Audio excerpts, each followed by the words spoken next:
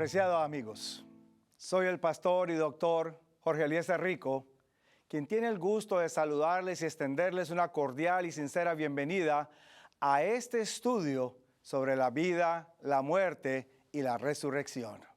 Estaremos analizando distintos pasajes y periodos bíblicos utilizando la Santa Escritura como nuestro principal libro de texto. En esta ocasión, de manera particular, yo quisiera abordar este periodo de la historia de Israel que se llama el tiempo de la monarquía. Y quisiera entonces que junto con este periodo pudiésemos entonces analizar los escritos de los profetas del Antiguo Testamento.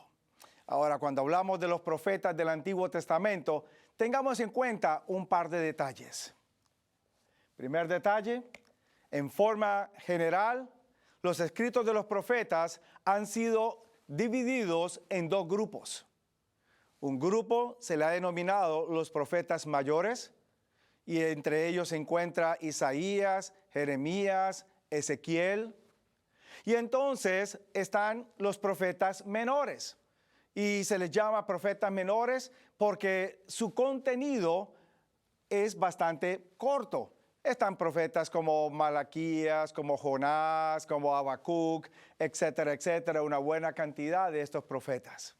Pero a la misma vez que usted va a notar que los escritos de los profetas han sido divididos entre los profetas mayores y los profetas menores, también va a encontrar que dentro de este grupo de profetas bíblicos hay tres grupos.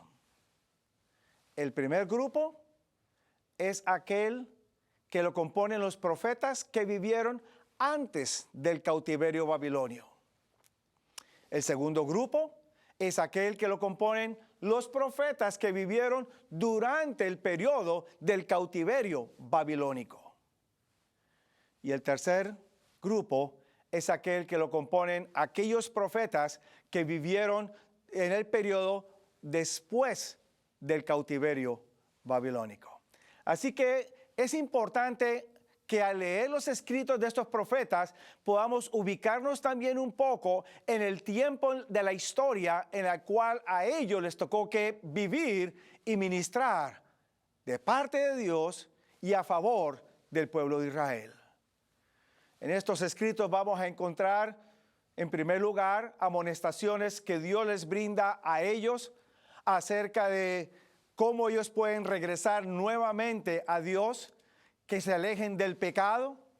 También van a encontrar allí promesas de restauración que Dios les brinda a ellos después de que ellos han caído, han fracasado y han sido llevados en cautiverio.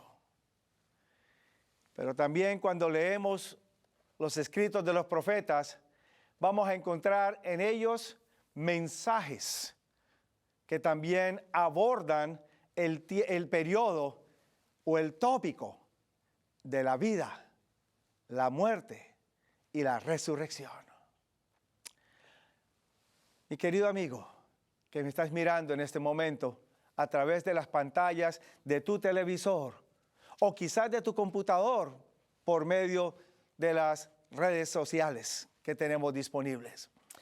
Cuando hablamos de este tópico, muerte o vida, muerte y resurrección, vamos a notar algo, que de estos tres, el que más abunda en los escritos de los profetas, tiene que ver con el concepto de resurrección. Notemos cómo los profetas nos hablan de este tópico y quizás nos presentan a nosotros cómo este tema de la resurrección necesita ser entendida a la luz de las promesas de restauración que Dios le brinda a su pueblo Israel en el Antiguo Testamento, pero que también son para su pueblo aún después en el Nuevo Testamento. No quedan para Israel, porque las promesas de Dios son para todos aquellos que desean aceptarlo y seguirlo. ¿Qué encontramos en la Escritura? Quiero invitarlo de manera particular para que podamos notar algunos de estos detalles. Y yo quiero invitarlo una vez más para que vayamos a la Santa Escritura, a la palabra de Dios, y podamos entonces ver diferentes asuntos que tienen que ver con este tópico. Por ejemplo, si vamos al libro de Isaías, en el capítulo 4, los versículos 2 y 3, vamos a encontrar allí cómo Isaías presenta que la salvación que Dios brinda, esta salvación está disponible para todos aquellos cuyos nombres están escritos por Dios. Capítulo 4, y vamos a leer los versículos 2 y 3. En aquel tiempo el renuevo de Jehová será para hermosura y será también para gloria, y el fruto de la tierra para grandeza y honra a los librados de Israel. Y acontecerá que el que quedare en Sión y el que fuere dejado en Jerusalén será llamado. Todos los que en Jerusalén están escritos entre los vivientes. Periodo hermoso. Exactamente. Pero también me brinda a mí otras promesas más. Me habla acerca de que todos aquellos que fallecen regresan al polvo. Y eso ya lo hemos analizado antes, pero ahora con mayor razón necesitamos tener este tópico en cuenta. ¿Por qué razón? Yo quiero invitarlo para que me acompañe allí mismo al libro de Isaías, en el capítulo 26. Libro de Isaías, capítulo 26, verso 19. Noten cómo en forma magistral el profeta Isaías nos presenta a nosotros este concepto de resurrección. No es resurrección de un lugar específico de otro lado, sino que es resurrección del polvo. Leamos. Capítulo 26, verso 19. Tus muertos vivirán, junto con mi cuerpo muerto resucitarán. Despertad, cantad, moradores del polvo, porque tu rocío cual rocío de hortalizas, y la tierra echará los muertos. Ahí no dice que los muertos vendrán del purgatorio, vendrán del cielo o vendrán de otro lugar. En el día de la resurrección, ellos saldrán de la tierra nuevamente. Qué hermosura saber que no solamente hay muerte, pero que la muerte no es el fin de todo, porque hay resurrección de parte del Señor.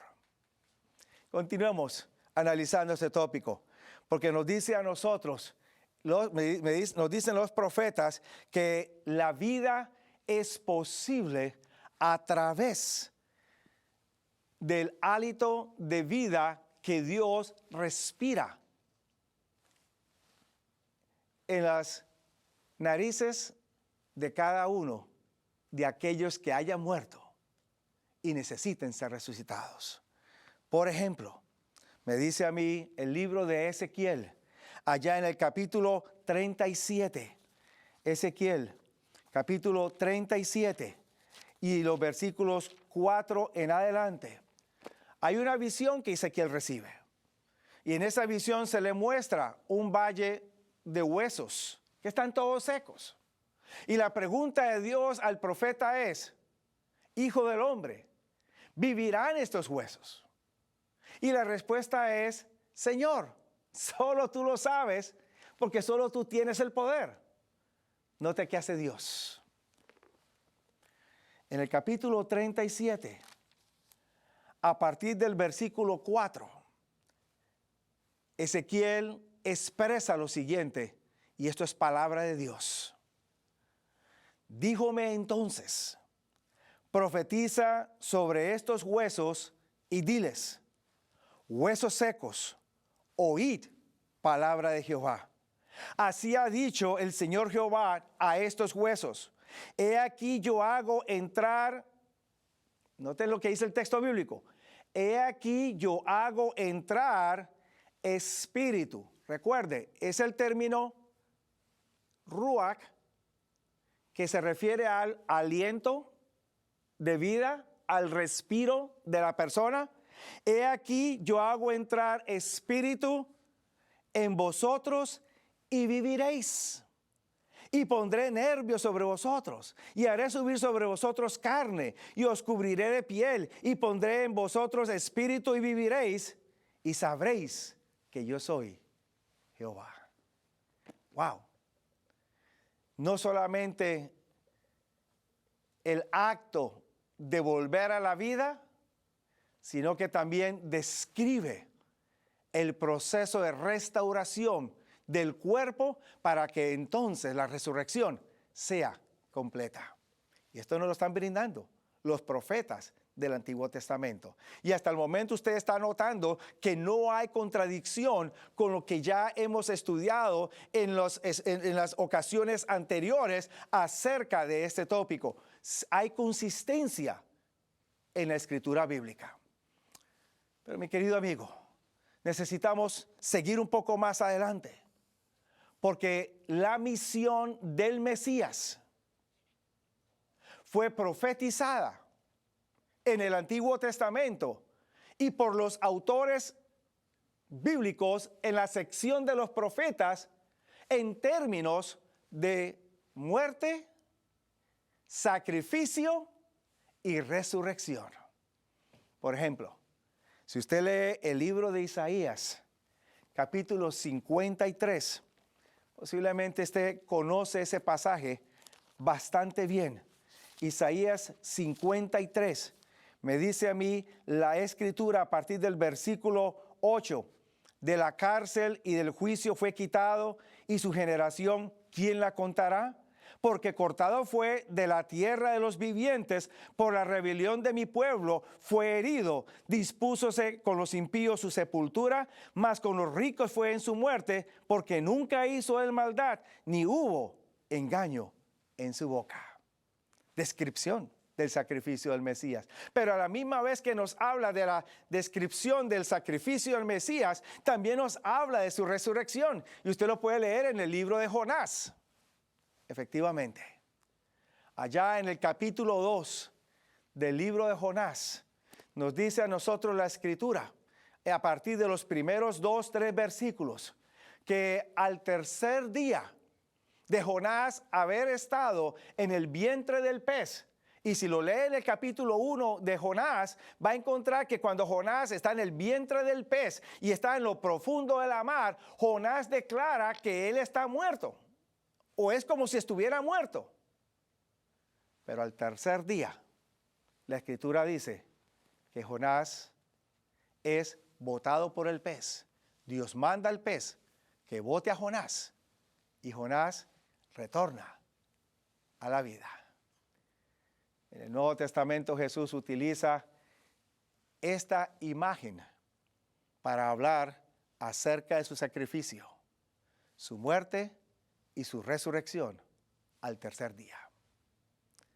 Y esto viene de los profetas del Antiguo Testamento.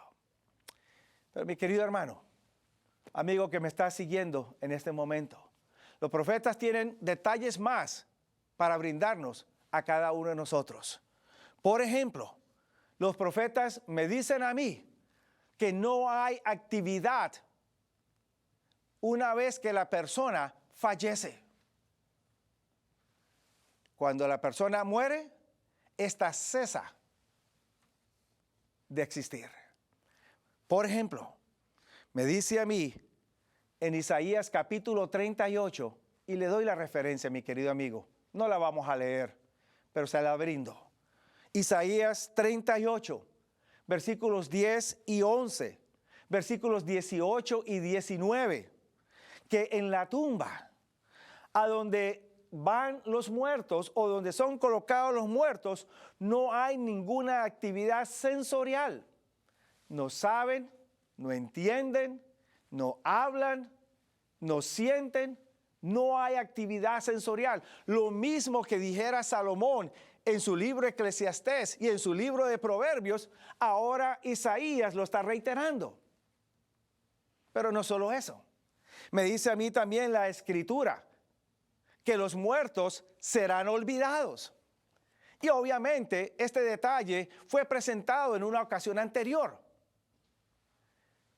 Pero ahora los profetas le agregan un poco más de detalle a esta idea.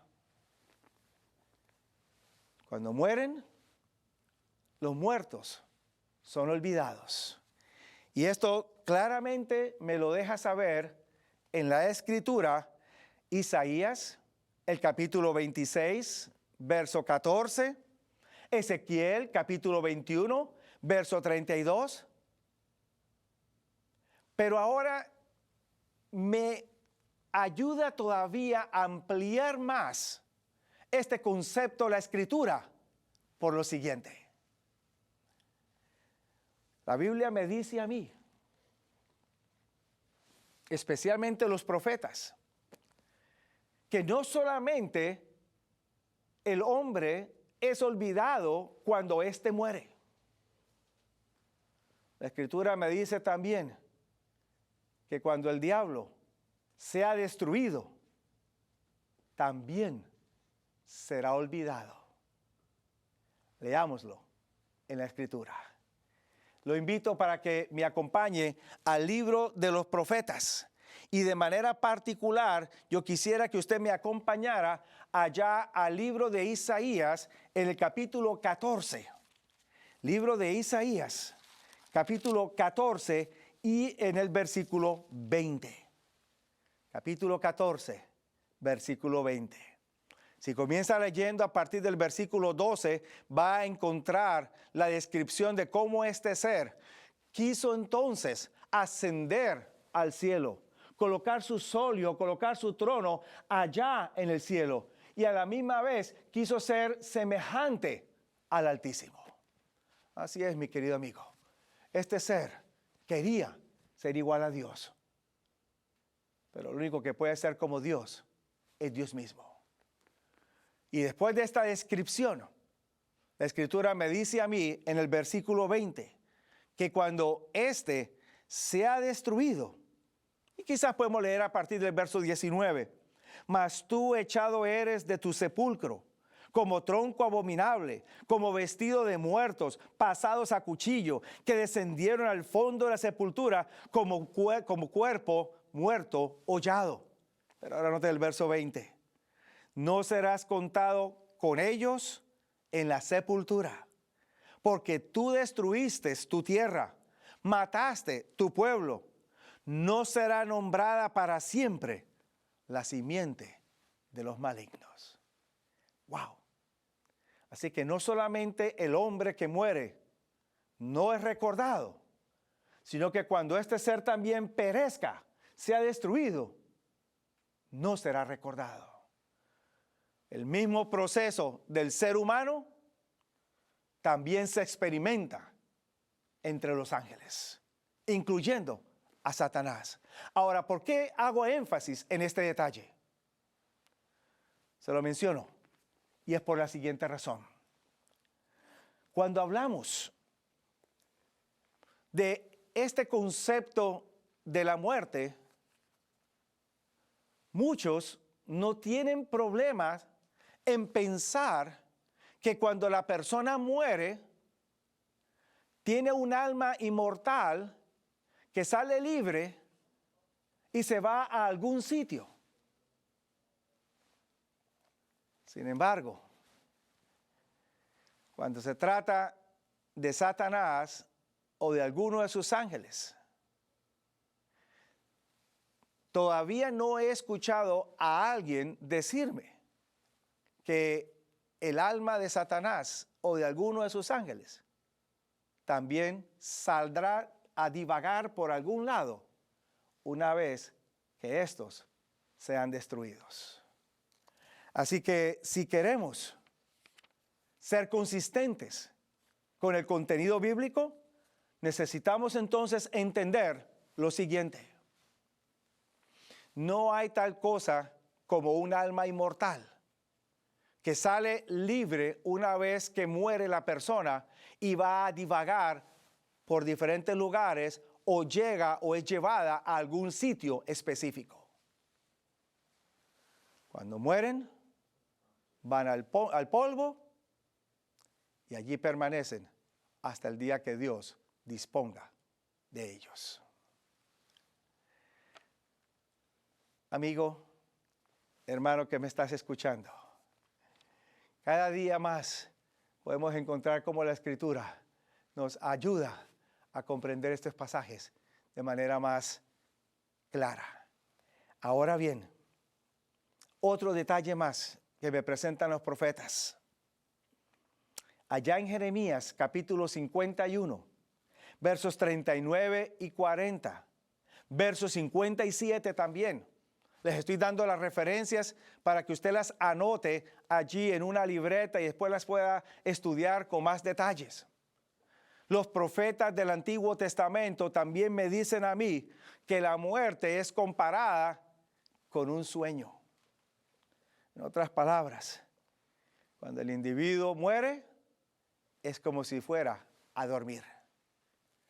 Lo cual una vez más reitera el concepto de que no hay industria, no hay sabiduría, no hay actividad sensorial. Los muertos nada saben. Descansan hasta el día de la resurrección.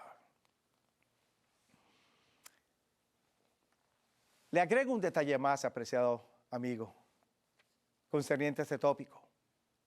Porque los profetas me dicen a mí también que Dios aborrece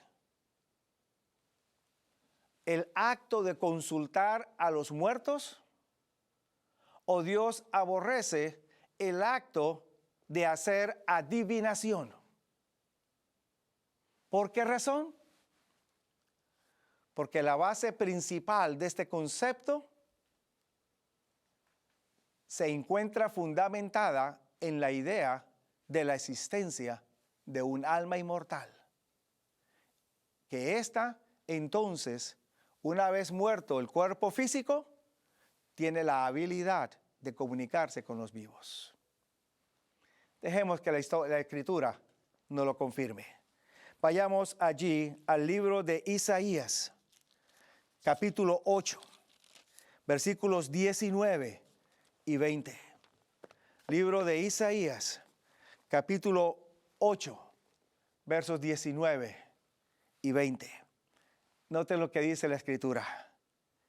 Y si os dijeren, preguntad a los pitones. El vocablo pitón se extrae del hebreo op. Se pronuncia O y B larga. Op.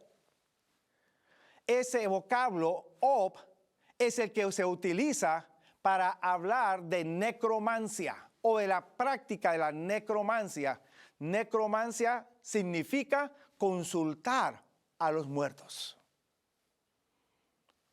Es un término que es tomado prestado del idioma griego.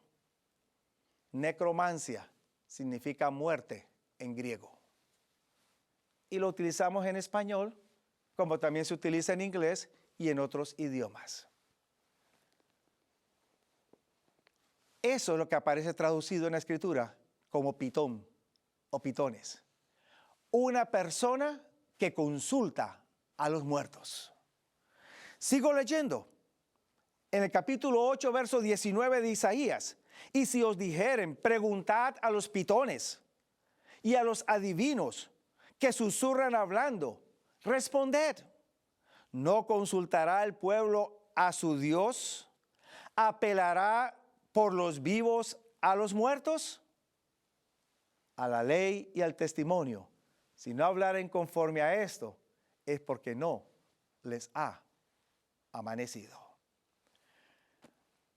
Amigo que me estás escuchando, una vez más, al poder leer la Escritura, y en esta ocasión, la sección de los profetas, volvemos a encontrar una voz al unísono, dejándonos claramente saber que este concepto de la vida, muerte y resurrección no tiene nada que ver con la idea de un alma inmortal.